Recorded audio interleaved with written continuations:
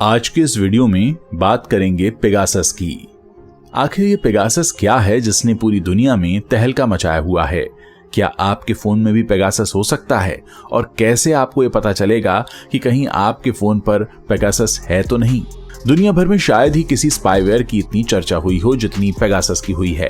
इस स्पाईवेयर को इजराइल के एनएसओ ग्रुप में तैयार किया गया था और इसका इस्तेमाल दुनिया भर में लोगों की जासूसी के लिए हुआ था। अगस्त 2016 में यह स्पाईवेयर पहली बार सामने आया और फिर इस पर हड़कंप मच गया। आइए इस वीडियो में जानने की कोशिश करते हैं पेगासस के बारे में। वैसे तो दुनिया भर में कई सारे स्पाईवेयर का इस्तेमाल होता है, लेकिन पेगासस की चर्चा सबसे ज्यादा हुई है। इस स्पाईवेयर को इजराइल के एनएसओ ग्रुप ने डेवलप किया था, जो किसी के फोन में चुपके से इंस्टॉल किया जा सकता था।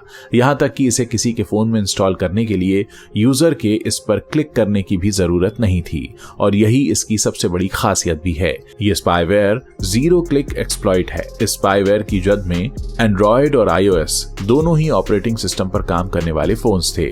स्पाईवेयर iOS 14.7 वर्जन में आसानी से सेंधमारी कर सकता था।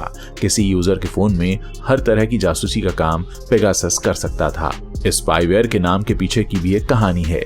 पेगासस असल में ग्रीक की पौराणिक कथा में घोड़े का नाम है जिसके पंख होते हैं। ये एक ट्रोजन हॉर्स कंप्यूटर वायरस है जो किसी भी डिवाइस में यूजर की जानकारी के बिना सेंधमारी कर सकता था। दरअसल ये सॉफ्टवेयर डिवाइस में मौजूद खामी को खोजता और फिर यूजर के डिवाइस को इन्फेक्ट कर देता है। इसकी मदद से किसी के टेक्स्ट मैसेजेस रीड किए जा सकते हैं। ये कॉल्स को ट्रैक कर सकता है, पासवर्ड कलेक्ट कर सकता है, लोकेशन ट्रैक करने के साथ साथ माइक्रोफोन और कैमरा तक का एक्सेस हासिल कर सकता है। पेगासस को साल 2016 में डिस्कवर किया गया था जब एक फोन में इसका इंस्टॉलेशन फेल हो गया। आइए आपको बताते हैं कि पेगासस कैसे पकड़ा गया था। ये सवाल तो जरूर मन में आता है कि जब कोई सॉफ्टवेयर इतना हाईटेक था तो इसको पकड़ा कैसे गया। एक गलती की वजह से ये सॉफ्टवेयर दुनिया की नजर में आ गया। दरअसल अगस्त 2016 में अरब में मानवाधिकार की लड़ाई लड़ने वाले अहमद मंसूर को एक टेक्स्ट मैसेज आया। उन्हें एक सीक्रेट मैसेज मिला जिसमें यूएई के जेल में बंद कैदियों पर अत्याचार के बारे में बताया गया था।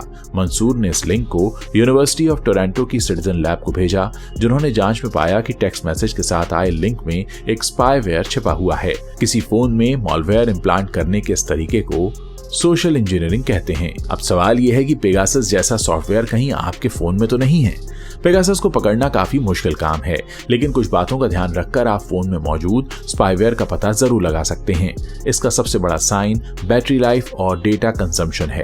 चूंकि आपके फोन में एक ऐसा सॉफ्टवेयर है जो पूरे वक्त एक्टिव रहता है, तो निश्चित तौर पर इसका असर आपकी बैटरी पर पड़ेगा। दूसरी तरफ इन स्पाईवेयर्स को जासूसी के बाद डेटा हैकर या मेन सर्वर को भेजना होता है।